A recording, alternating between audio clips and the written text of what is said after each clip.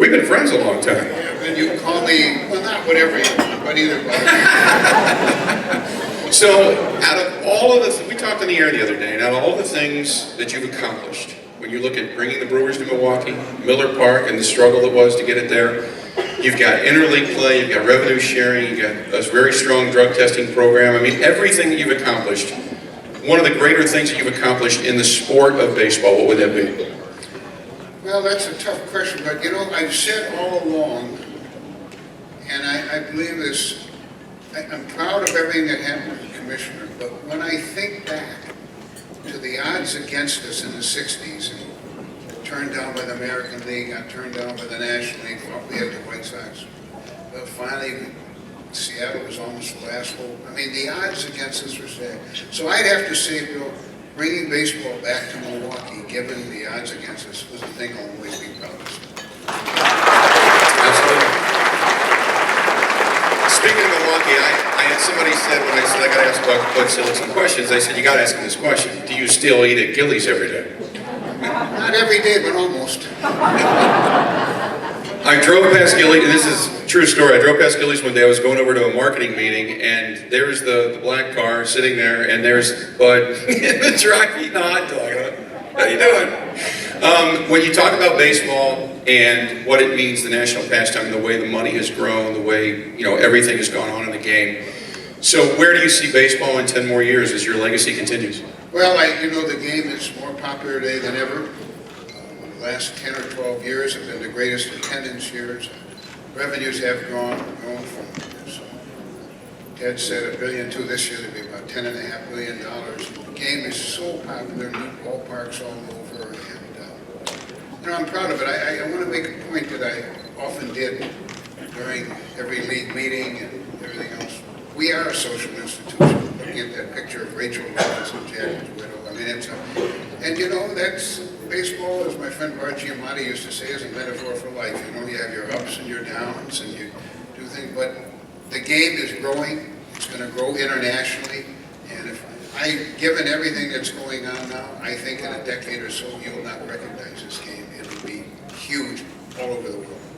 Yeah, the last year's recipient, Bob Uecker, had a couple of kind things, somewhat, to say about you. So what was it like to work with Bob? Keep it clean. Well, let me tell you a quick story about it. I hired Bob. Now, everybody in a long career does some things they're ashamed of, and I always tell you where this one. But I hired him as a scout because we couldn't get him on the air. This is a true story. And Frank Lane, who was, Trader Lane, was the first general manager, and then he was tough. Anyway, he comes roaring into my office one day. Your guy, Uecker. What did he do? We hired him as a scout. We sent him to the Northern League. There was a Northern League at that time, and he sends back his scouting report. It has mashed potatoes and gravy all over it.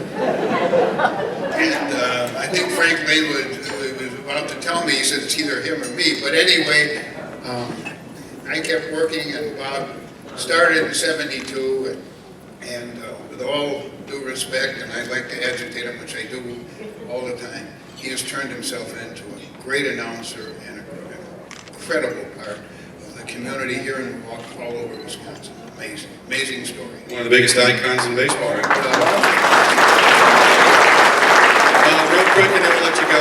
You had so many great players that have come through the system. Obviously, Robin and Gorman. You go through the whole list, but was there somebody that was out of the ordinary that just kind of stole your heart? One of those players that you just really, really like? Well, I always want to be political, and I had a lot of great players, and I really mean that. Obviously, Rob was terrific.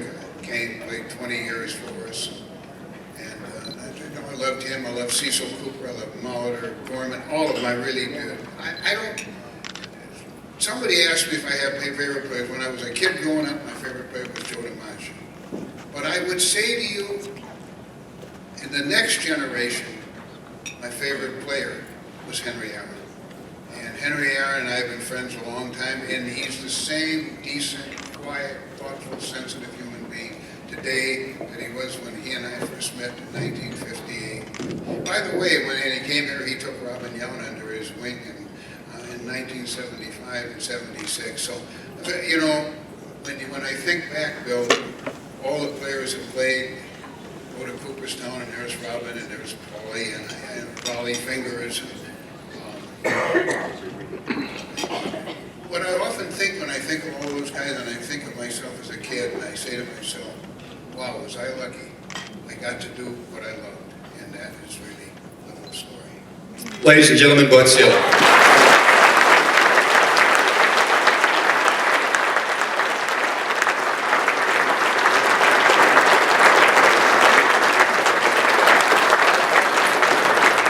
I'll tell you a story about Bud, and this is a true story. And normally we do some funny stuff, but this is true. When I first got to town, I wasn't supposed to be on the air right away. And I got the call because Len Casper, who's now working with the Cubs, had gotten sick.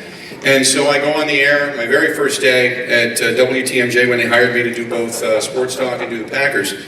I get hired, and I'm this guy from Cincinnati, and one of the things that I thought of right away was just shut up and let the people talk to you and tell you about Milwaukee and Wisconsin. And immediately somebody called and asked me about Pete Rose and my thoughts. I wasn't going to bring this up, but I'm going to bring it up because Bud was so kind to me on this. So I kind of gave my thoughts and my answers, and I get a call about a week later, I think is when you called me, Bud. At least Mary called me and said, the commissioner of baseball would like to see you. In for a Bud show. How are we looking? So I go down to Bud's office, and it's kind of intimidating because they got if you've ever been to Bud's office, they got a baseball, that big giant baseball that's on the floor, and it's as big as that dance floor. It's huge, and it's got real big across the front of it. Alan H. Bud Selig. Alan H. Selig. There you go. So you know he's a man, right? So I go into Bud's office, and they're getting ready to do the season because I started in March. They're getting ready to go to spring training, and Fox is there with their entire camera crew. I mean, there's 15 people in the office, and they're putting makeup all over him and getting ready to do all these interviews for the start of the season. And Bud sees me and tells the gentleman that is the director, give me a minute. And he took me into his office. We sat there, I think, for almost 2 hours. And he made those people wait while he talked to me about Pete, he talked to me about baseball, he talked to me about Milwaukee, he told me about Kilbourne and Juneau and all the different things in Milwaukee and Gillies. And I'm sitting there in amazement because I'd been doing this for a long time. I've been doing this since, almost 10 years by the time I got a chance to see Bud. And he looks at me and he says, you're a little more educated today. And some of the stuff I knew about a lot of different cases, but some of the stuff I didn't know. But he said, if you ever got a question, you call me. And the guy couldn't have been more passionate, more alluring to the game of baseball. I walked out of there with a much different respect for not only Bud, but for the commissioner's office and for what it stood for.